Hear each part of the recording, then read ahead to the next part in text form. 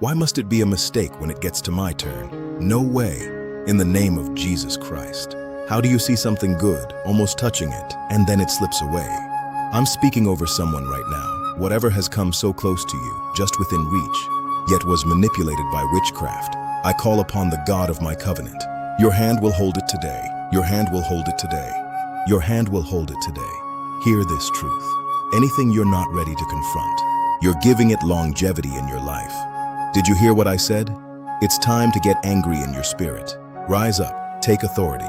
What belongs to you will not pass you by again. In Jesus' mighty name we pray.